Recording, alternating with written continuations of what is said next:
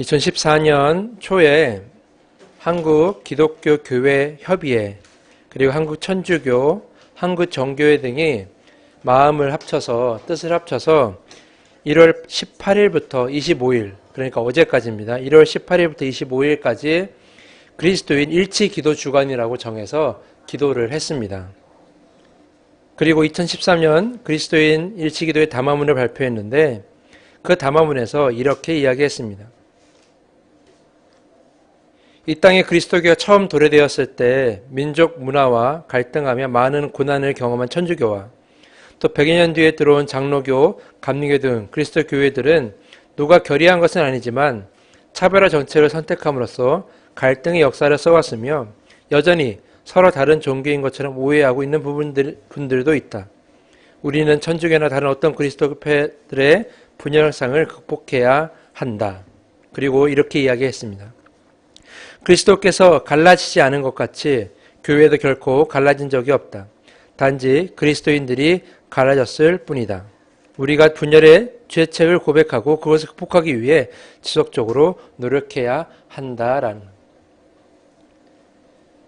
사실 이 글을 읽어보면 마치 정교회나 그리고 천주교 한국 기독교의 그런 교회가 하나된 그런 뜻을 지향하겠다는 그런 의지가 담겨 있다고 볼 수 있는 거죠. 그러나 이러한 기독교 그리스도인 일치 기도 주간이 나온 것은 천주교나 우리가 그런 뜻을 합하는 것도 있지만 요즘 한국 기독교에 부는 여러 가지 분열 현상 때문에 이러한 기도회가 열린 것이라고 볼 수 있는 거죠. 한국 교회 언론회에서는 한국 교회의 연합을 위해서 공청회를 제안하고 있습니다. 자꾸 여러 가지 기구들이 분열해서 나오면서 또 다른 협회 단체를 만들게 되면서 교회가 점점 분열해져 가고 있고 이것이 결코 우리가 좌시해서는 안 된다라는 그런 의견을 내고 있는 거죠. 부끄러운 이야기지만 저희 감리교조차도 지금 아직까지 정상화가 이루어지지 못하고 있는 부분은 서로의 욕심과 서로의 생각들을 앞세워서 하나 되고자 하는 열망보다는 먼저 자신을 생각하는 그런 욕심 때문에 지금도 분열의 조짐을 가지고 보이고 있다는 거죠. 비단 이런 단체들뿐만 아니라 개교회들도 보면은 여러 가지 문제들, 담임 목사의 문제나 아니면 어떤 성도의 문제나 교회의 여러 가지 문제들을 통해서 분열되고 나눠지는 교회들이 너무나 많이 있습니다. 교회에서 나와서 또 다른 교회를 개척하고 또 잘 되다가 또 분열되고 또 나오고 이런 현상들이 너무나 많이 일어나고 있는 거죠. 저는 이러한 현상들에 대해서 매우 안타까우면서도 도무지 지워지지 않는 하나의 의문점이 생기게 되었습니다. 도대체 지금 더 사역하고 있는 많은 목회자들, 예전보다 더 많이 배우고 더 많은 것을 알고 있는 목회자들인데 불구하고 왜 그 수많은 지식을 가지고 있으면서도 분열하며 살아가는가? 요즘은 목회자들 대학원 나오는 건 기본이고요. 유학 다 갔다 오고요. 그리고 각종 세미나들 다 다니고요. 그리고 요즘은 책들이 너무 잘 나와서 어떠한 정보나 어떠한 지식은 다 책으로도 볼 수 있거든요. 근데 그렇게 열심히 다 공부하고 그렇게 열심히 또한 준비하면서 하나님에 대해서 정말 잘 알고 있음에도 불구하고 잘 알고 있다고 스스로 자부하고 있음에도 불구하고 왜 그 모든 교회와 목회자들은 분열하고 있는가? 왜 목회자와 성도들은 분열하고 성도와 성도들은 왜 분열하고 있는가라는 거죠.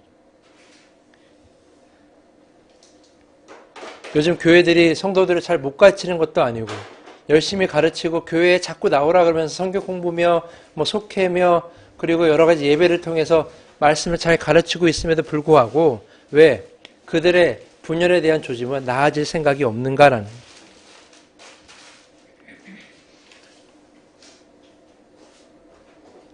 오늘 본문 말씀 보면 고린도전서 13장 2절 말씀에 내가 예언하는 능력이 있어 모든 비밀과 모든 지식을 안다고 할지라도 사랑이 없으면 아무것도 아니다라고 오늘 바울은 우리에게 이야기하고 있습니다. 중요한 것은 어떠한 지식이나 무엇을 여러분이 잘 알고 있다고 할지라도 정말 많은 것을 알고 있다고 할지라도 사랑이 없다면 그것은 지식으로서 알고 있다라는 그 가치로서는 아무것도 아니다라는 거죠. 즉 우리가 많이 알고 많은 것을 쌓고 있다고 할지라도 그것이 사랑과 연계되지 못한다면 그것은 아무 소용이 없다라는 거고 우리에게 이야기하고 있습니다. 즉 지금 우리가 갖고 있는 이 수많은 상황들, 분열되어 가고 나눠지는 이러한 현실들이 사실은 우리가 제대로 배웠다, 그리고 제대로 알고 있다라고 하기에는 충분한 증거가 되지 못한다라는 거죠. 다시 얘기하면 우리가 하나님에 대해서 우리가 잘 알지 못한다라고 우리가 말할 수 있다라는 겁니다. 오늘 2절 말씀에 내가 예언하는 능력이 있어라고 이렇게 바울이 이야기하고 있습니다. 여러분 예언이 무엇입니까? 많은 사람들에게 예언이 무엇입니까? 물어보면 그거는 우리가 잘 아는 것처럼 미래를 내다보는 것이다. 미래에 대해서 얘기하는 것이다. 이렇게 말하는 사람들이 많습니다. 성도들 간에 예언하는 은사를 가진 사람들이 있어서 그 성도님을 만나면 그 성도님이 나한테 이러이러하는 걸 하라 그랬다. 특히 목회자들 많이 만나거나 사모들 만나면 그런 이야기를 많이 하더라고요. 어떤 권사가 예언하는 능력이, 예언하는 은사가 있는데 그 권사님이 나한테 너는 사모가 되어야 된다고 얘기했다. 너는 목회자가 되어야 된다고 얘기했다. 하고 이렇게 그 얘기를 듣고 내가 사모의 길을 걷거나 혹은 내가 목회자의 길을 걸었다라고 말하는 사람도 제가 본 적이 있습니다. 그런데 여러분 꼭 기억해야 되실 것은 예언이 그저 미래를 내다본다라고 이해하기에는 너무나 그 의미가 부족하다라는 거죠. 사실 여러분 예언하면 우리가 구약시대 예언자를 기억할 수 있을 겁니다. 이사야를 비롯해서 여러 가지 예언서들이 있지 않습니까?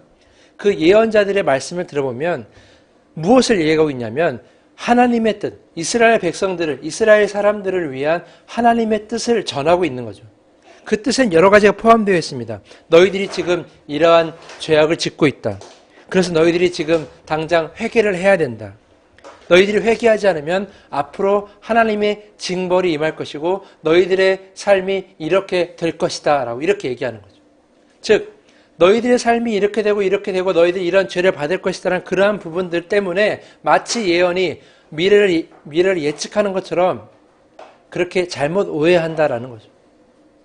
예언은 미래를 내다보는 것은 극히 일부고 그 미래 또한 어떤 사람의 미래를 보는 것이 아니라 하나님의 뜻을 전하는 것에 달려있다라는 거죠.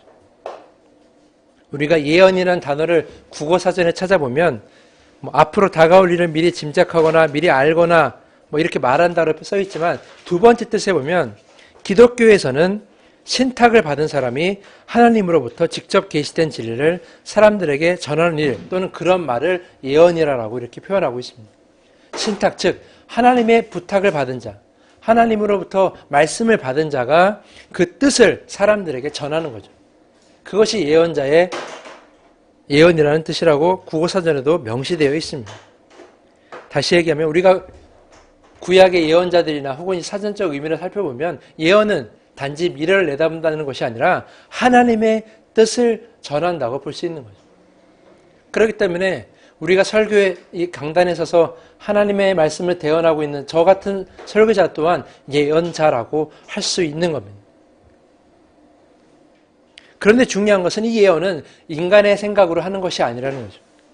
베드로후서 1장 21절 말씀에 이렇게 기록하고 있는데 예언은 언제든지 사람의 뜻에서 나온 것이 아니라 사람들이 성령에 이끌려서 하나님께로부터 오는 말씀을 받아서 한 것입니다 라고 이렇게 기록하고 있습니다.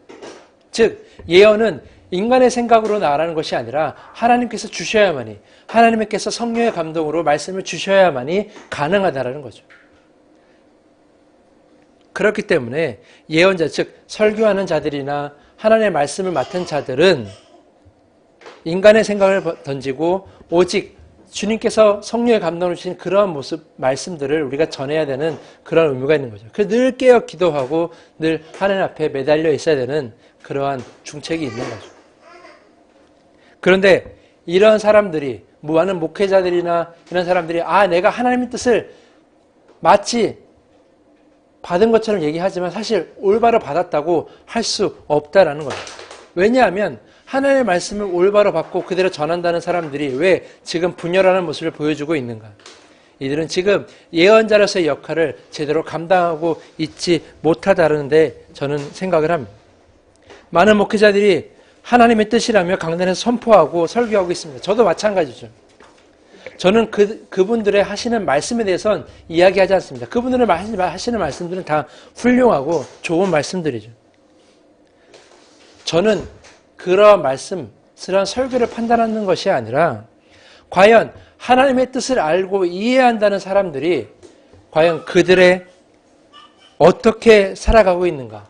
그 말씀을 듣는 교회는 어떠한 모습을 하고 있는가? 그 말씀을 듣는 성도들은 어떠한 삶을 살아가고 있는가에 달려있다는 거죠.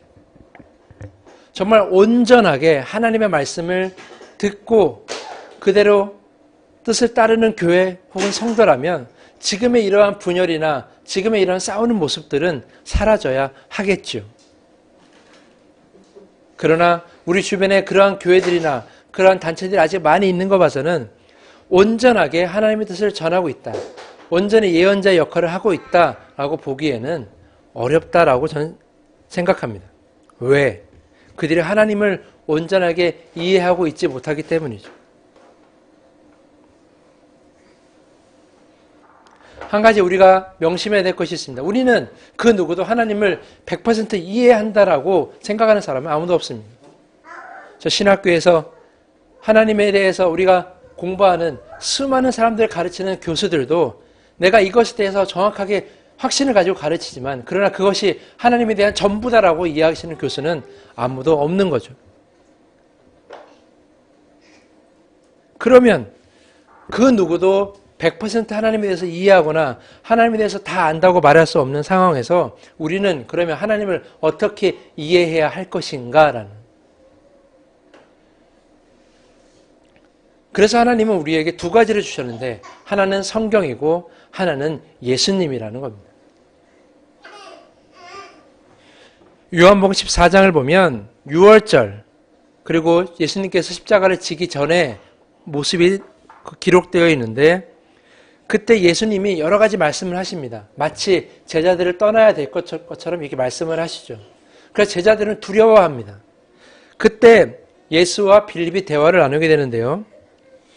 주님, 우리는 주님께서 어디로 가시는지 모르는데 주님께서 그 가라는 그 길을 우리가 어떻게 알 수 있겠습니까? 라는 거예요. 그래서 예수님께서 이렇게 말씀하셨어요. 나는 길이요 진리요 생명이니 나를 거치지 않고서는 아무에게도 아버지께로 갈 사람이 없다라는 거예요. 그리고 나서 말씀하시기를 주님께서 너희가 나를 알았더라면 내 아버지도 알았을 것이다. 이제 너희는 내 아버지를 알고 있으며 그분도 이미 보았다라는 거예요. 여기서 말하는 아버지는 하나님을 말씀하시는 거죠. 그런데 그 말을 이해하지 못했던 빌립이 다시 예수님께 묻습니다. 주님, 우리에게 아버지를 보여주십시오. 그러면 좋겠습니다. 라고 이렇게 얘기합니다. 그러니까 빌립은 예수님께 얘기하는 거죠. 제가 하나님을 보지 못했으니까 하나님을 좀 알려주십시오. 하나님에 대해서 우리에게 알려주십시오. 라고 빌립이 이야기하고 있는 겁니다. 그런데 예수께서 이 빌립의 질문에 아주 황당해 하시면서 이렇게 말씀을 하십니다. 빌립아, 내가 이렇게 오랫동안 너희와 함께 지내는데 너희는 나를 알지 못하느냐? 나를 본 사람은 아버지를 보았다. 근데 네가 어찌하여 우리에게 아버지를 보여달라고 하고 있느냐라고 이렇게 말씀하십니다. 즉 얘기하면 너희가 나의 모습을 보지 않았느냐, 예수께서 나의 모습을 보지 않았느냐 이렇게 말씀하시는 것은 곧 내가 하나님의 모든 것을 보여줬다라고 이렇게 말씀하시는 거죠. 즉 우리가 하나님께 가기 위해서는 예수가 길이요 진리요 생명인 것처럼 예수를 통하여 우리가 하나님을 알고 하나님께 갈 수 있다라고 예수님께서 말씀하시는 겁니다. 즉 우리가 예수를 통해서 하나님을 온전히 알 수 있다라는 거죠.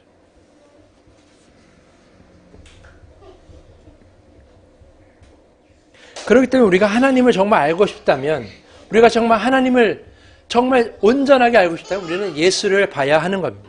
그렇다면 예수가 제자들에게 보여준 삶이 어떠한 삶이었는가라는 겁니다.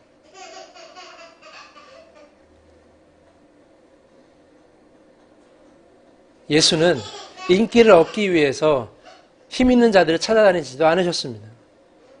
또한 자신의 힘을 키우기 위해서 사람들을 계속 모으지도 않으셨습니다. 예수는 자신의 재산을 축적하기 위해서 어떠한 힘이나 어떠한 능력을 활용하지도 않으셨습니다. 예수는 단 한 가지를 하셨는데 그것은 힘없고 도움이 필요하고 사랑이 필요한 자들 향해서 가셨다라는 거죠. 그리고 말씀하시기를 내가 너희에게 새 계명을 주노니 하나님을 사랑하고 너희를 자신을 사랑한 것처럼 이웃도 사랑하라고 이렇게 말씀하신 거예요. 즉 예수의 삶과 예수의 가르침을 우리가 단 한마디로 정리하자면 즉 예수는 사랑하셨다라는 거예요. 그렇기 때문에 예수가 보여준 이 삶과 모습들 그리고 예수가 방금 빌립에게 한 얘기를 종합해보면 결국 하나님은 무엇이겠느냐? 하나님은 누구시겠느냐? 하나님은 어떤 분이시겠느냐? 결국 하나님은 사랑이시다라는 거죠. 그래서 제자 요한은 요한일서 4장 7절과 8절에 이렇게 기록하고 있습니다. 사랑하는 자들아 우리가 서로 사랑하자. 사랑은 하나님께 속한 것이니 사랑하는 자마다 하나님으로부터 나서 하나님을 알고 사랑하지 아니하는 자는 하나님을 알지 못하나니 이는 하나님은 사랑이시다라고 이렇게 얘기하고 있는 겁니다. 즉 하나님은 사랑입니다. 그렇기 때문에 하나님을 알기 원하는가? 하나님에 대해서 알고 하나님에 대해서 지식을 많이 쌓게 되면 결국 그것을 무엇을 배우게 되느냐? 그 하나님이 예수를 통해서 보여주신 그 사랑을 배우게 되는 거죠.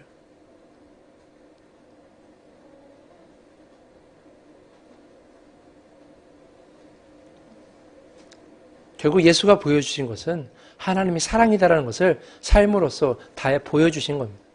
그런데 왜 강단에서 하나님에 대해서 설교하고 하나님에 대해서 말씀을 전하고 하나님에 대해서 가르치는 그 교회가 왜 분열되어 사랑하지 못하는가?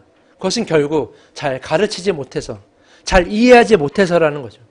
우리가 많은 지식을 가지고 있고 더 많이 공부하고 유학도 가고 세미나도 가고 대학원도 졸업하고 다 하지만 결국은 온전하게 하나님에 대해서 이해하지 못했기 때문에 이러한 분열의 현상들이 나타나게 되는 거죠.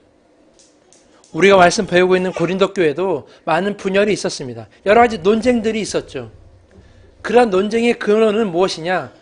마치 내가 정말 하나님의 말씀을 잘 알고 있는 사람들인 것처럼 서로 간에 각자의 자기 주장을 했기 때문입니다. 그런데 바울은 얘기하죠. 너희가 예언하는 자라고 할지라도, 즉 하나님의 뜻을 전하는 자라고 할지라도, 그리고 많은 지식을 갖고 있는 사람이라고 할지라도 너희 안에 사랑이 없으면 다 소용이 없다라고 오늘 우리에게 이야기하시고 있는 겁니다. 왜냐? 너희가 하나님을 제대로 이해하지 못하는 것은 결국 사랑을 알지 못하기 때문이다. 너희에는 사랑이 없다면 그 모든 지식을 쌓았다 그래도 그것은 쌓은 것이 아니다. 헛 배웠다라고 얘기하고 있는 거죠.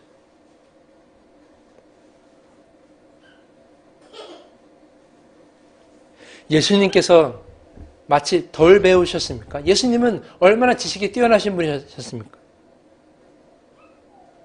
어느 날 바리새인들과 논쟁을 하게 되는데 바리새인들이 이 예수를 어떻게 하면 그 논리의 오류에 빠뜨릴까? 그가 가르치는 걸 어떻게 하면 잘못되었다고 말할까? 이렇게 고민하다가 이런 질문을 합니다. 안식일에 병을 고치는 것이 옳으냐, 옳지 않느냐라는 거예요. 이 질문은 예수를 함정에 빠뜨리기 위한 질문이었죠. 병을 고친다고 그러면 안식일을 마치 인정하지 않은 것처럼 보이게 되는 거고 병을 고치지 않는다 그러면 그가 얘기하는 사랑에 대해서 결국 부정하는 것처럼 보이게 되는. 그래서 바리새인이 이런 질문을 하게 되자 예수가 이렇게 말씀하시죠. 너희 가운데 누가 아들이나 소가 우물에 빠지면 안식일이라도 당장 끌어내지 않겠느냐? 라는 거예요. 이 질문에 이 되돌아오는 질문에 바리새인들, 율법교사들은 아무 말도 하지 못하고 그저 예수 곁을 떠날 수밖에 없었다라는 거예요. 이런 걸 봤을 때 예수는 굉장한 지식이 있었죠. 지혜가 있었습니다. 많은 사람들 앞에서 말씀하시는 거나 혹은 제자들이나 사람들 앞에 적절한 예화를 들어서 말씀하시는 거나 많은 청중들 앞에서 주눅들지 않으시고 그 많은 사람들을 설득하는 모습이나 보면 예수는 절대 지식이 부족한 사람이 아니었습니다. 목수이셨긴 했지만 하나님이 주신 그 성령 안의 지식과 지혜를 말미암아 풍부하게 그러한 능력을 가지고 계셨죠. 지혜도 갖고 계셨고 지식도 갖고 계셨죠.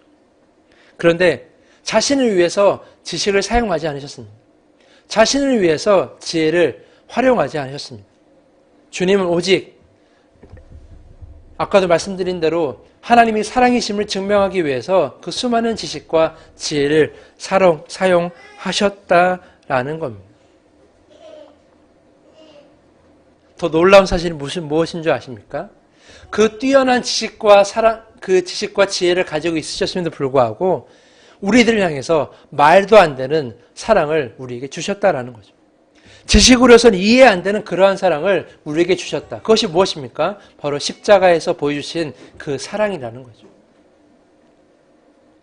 예수를 심판하려 했고 예수를 죽이려고 했던 수많은 모의했던 사람들이 예수를 법정에 세우거나 많은 사람들 앞에 세웠는데 그 누구도 예수가 죄가 있다라고 말한 사람은 아무도 없었습니다. 그저 어거지로 십자가에 매달린 거죠. 그럼에도 불구하고 예수는 그것에 대해서 단 한마디도 하지 않으시고 그저 묵묵히 제가 지난번 설교했던 것처럼 아무 말도 하지 않으면서 우리를 위해서 우리를 사랑하셨기 때문에 십자가에 못 박혀서 돌아가셨다라는 거예요.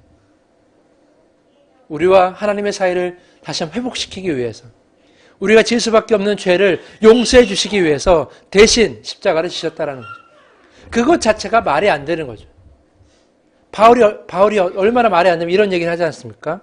아니, 우리가 은혜를 입은 사람을 위해서 죽는 것도 어려운데 어떻게 죄인인 우리를 위해서 예수는 죽을 수 있었느냐? 이해할 수 없다라는 거예요. 그런 지식으로는 말도 안 되는 그 어떠한 지혜로도 이해할 수 없는 그러한 마음으로 우리를 사랑하신 예수였다라는 거예요. 그러나 예수도 굉장히 큰 수많은 지혜와 지식을 가지고 있었지만 그러나 그것을 자신을 위해서 사용하지 않으시고 우리를 사랑하는데 온전하게 사용하셨다라는 거예요. 그것이 진짜 지식의 모습이고 지혜의 모습이라는 거죠.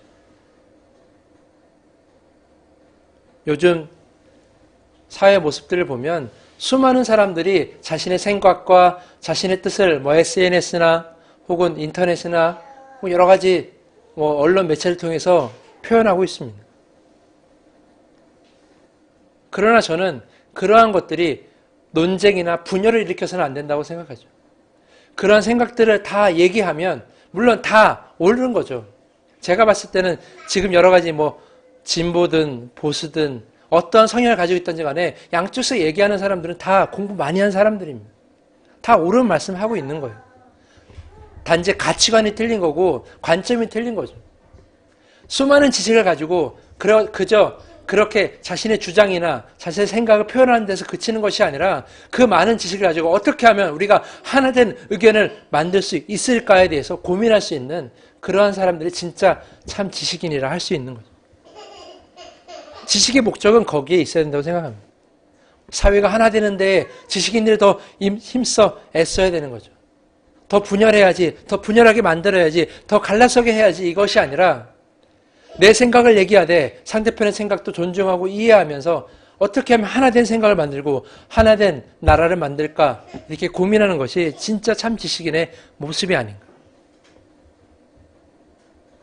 결국 이 온 세상을 만드시고 온 우주를 운행하시는 하나님 또한 정말 많은 것을 가지시고 우리가 생각도 못할 만큼 놀라운 능력을 가신 하나님 또한 우리를 사랑하시기 위해서 결국은 사람의 옷을 입고 예수의 모습으로 오셔서 이 땅에 오셔서 십자가를 지신 거 아닙니까? 결국 우리가 갖고 있는 모든 지혜, 여러분이 가지고 있는 모든 지식과 지혜는 사랑으로 귀결되지 않으면 결국 그것은 다 소용이 없다라는 거죠. 여러분의 가족을 사랑해야 되고 여러분의 이웃도 사랑해야 되고 여러분이 만나는 직장인들, 친구들도 사랑해야 되고 그리고 여러분이 살고 있는, 여러분이 땅 딛고 살고 있는, 발 딛고 살고 있는 이 땅, 이 지구, 이 우주도 여러분이 사랑해야 된다라는 거죠. 그것이 여러분이 배우고 익히는 가장 큰 목적이 되어야 된다라는 겁니다.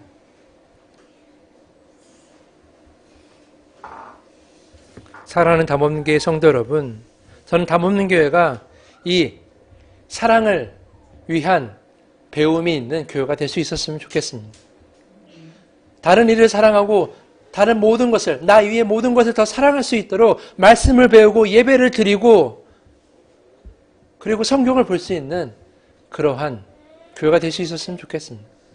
그리고 그걸 위해서 열심히 배우는 학생들이 많이 배출될 수 있었으면 좋겠습니다.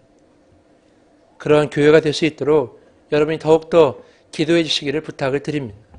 그것이 우리 담없는 교회가 지향해야 할 방향인 거죠. 이제 말씀을 마치겠습니다.